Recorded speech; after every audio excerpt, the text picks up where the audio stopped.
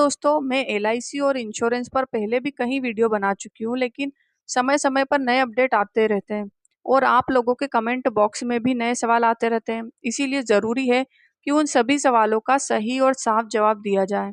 आज के इस वीडियो में आपको उन्हीं सवालों को कवर करने वाली हूँ, खासकर यह कि अगर आप एलआईसी में पैसा जमा कर रहे हैं और बीच में प्रीमियम भरना बंद कर देते हैं, तो आपका पैसा डूबता है या वापस मिलता है?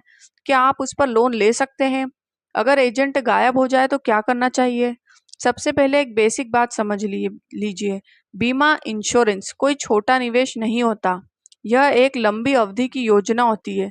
बहुत लोग बिना समझे सिर्फ एजेंट की बातों में आकर पॉलिसी ले लेते हैं, लेकिन ऐसा करना गलत है। जब भी आप कोई बीमा लेते हैं तो सबसे पहले आपको उसकी पूरी जानकारी लेना चाहिए। टर्म कितना है, मैच्योरिटी पर कितना मिलेगा, बीच में छोड़ने पर क्या होगा, अगर कुछ हो जाए तो परिवार को कितना मिलेगा। अब सबसे बड़ा सवाल है कि अगर आपने 1 साल, 2 साल या 2.5 साल तक पैसा जमा किया है और फिर बंद कर दिया तो क्या होगा? मैं आपको बिल्कुल क्लियर बता दूं कि अगर आपने एलआईसी पॉलिसी को 3 साल से पहले छोड़ दिया तो आपको एक भी रुपया वापस नहीं मिलेगा। जी हाँ, यह बहुत लोगों को पता नहीं होता। एजेंट भी अक्सर यह बात साफ नहीं बताते। अगर आपने कम से कम 3 साल पूरे कर लिए हैं, यानी सालाना पॉलिसी में 3 किश्त जमा कर दी है, तब जाकर आपकी पॉलिसी सुरेंडर वेन्यू में आती है। लेकिन यहाँ भी ध्यान रखिए कि अगर आप 3 साल बाद पॉलिसी बंद करते हैं तो आपको सिर्फ लगभग 30% के आसपास ही पैसा वापस मिलेगा। यानी आपने 1 लाख जमा किया है तो करीब 30,000 ही मिलेंगे।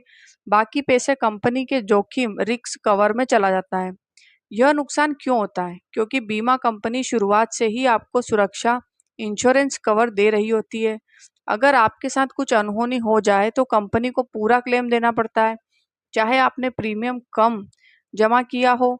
इसी रिस्क को कवर करने के लिए कंपनी पैसा काटती है। अब एक अच्छी बात है कि अगर आपने कुछ साल प्रीमियम भरा और फिर किसी कारण से बंद कर दिया, लेकिन बाद में आपकी स्थिति ठीक हो जाती है और आप पॉलिसी को फिर से चालू कर सकते हैं। इसके लिए आपको मिस हुई किश्तें पेनल्टी के साथ जमा करनी होगी, एक छोटा सा आवेदन देना होगा और केवाईसी अपडेट करना होगी। इसके बाद आपकी पॉलिसी फिर से एक्टिव हो जाएगी और आपको पूरा लाभ मिलेगा। अब बात करते हैं लोन की। बहुत लोग पूछते हैं कि क्या एलआईसी पॉलिसी पर लोन मिल सकता है? तो जवाब है हाँ, लेकिन सिर्फ तब जब आपकी पॉलिसी में सरेंडर वैल्यू बन चुकी हो, यानी कम से कम 3 साल पूरे हो चुके हों। उसके बाद आप उस पॉलिसी पर लोन ले सकते हैं, लेकिन जितना वेन्यू बनी है उसी के आधार पर मिलता है।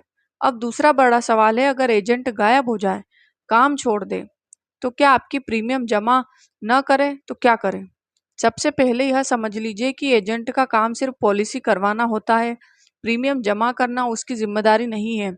आप अपना प्रीमियम खुद भी जमा कर सकते हैं, किसी भी एलआईसी ब्रांच में, किसी दूसरे एजेंट के जरिए या ऑनलाइन, अगर मोबाइल है, ईमेल लिंक है।